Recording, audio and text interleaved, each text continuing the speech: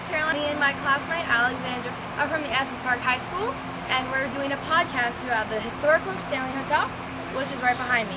We're going to be going on a ghost tour, learning about all the famous ghost stories, and talking about the historical attraction that the Stanley Hotel has on Estes Park, Colorado. Let's go!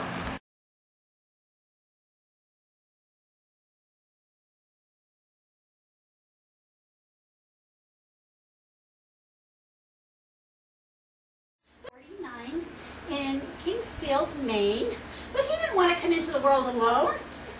He brought his identical twin brother with him. Now, they were born into a family that valued education, that really promoted creativity. So when they were both 5 years old, their father went up to them and handed them knives and said, "Go carve something, be creative." Well, what would you carve if you were a 5-year-old boy? They started carving little toys. Do you remember the little wooden tops that children had way back then, and little horses and things like that?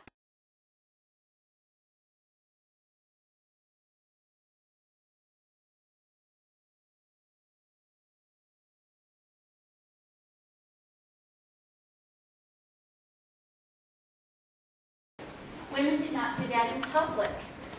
What women could do is they could sit on that bench, but they could not talk. I have a real hard time with that one.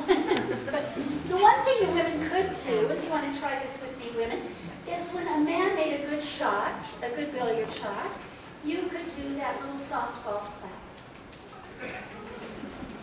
Well, the Stanleys did want to come back to Estes. I mean, it really helped, F.O., but they really didn't want to live in a log cabin with a dirt floor, so they built a little cottage.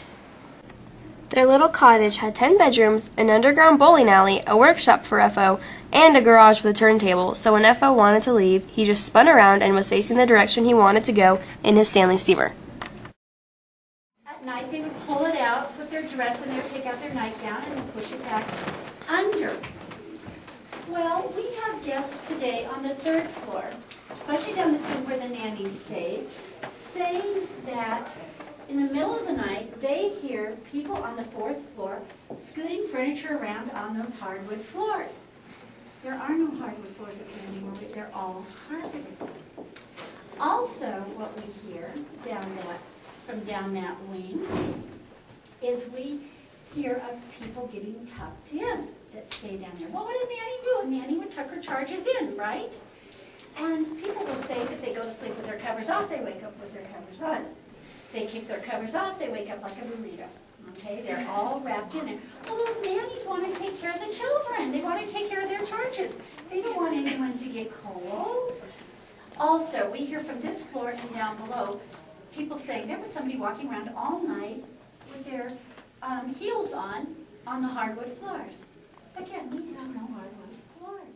Now, when Mr. Stanley built the hotel, he did not want any dynamite, any blasting done. So he told his 300 workers, go in there with hand tools, level it as best you can, chisel it out, and then built the hotel right on the Rocky Mountains. And that's what we have right here to see. It was right on the Rocky Mountains.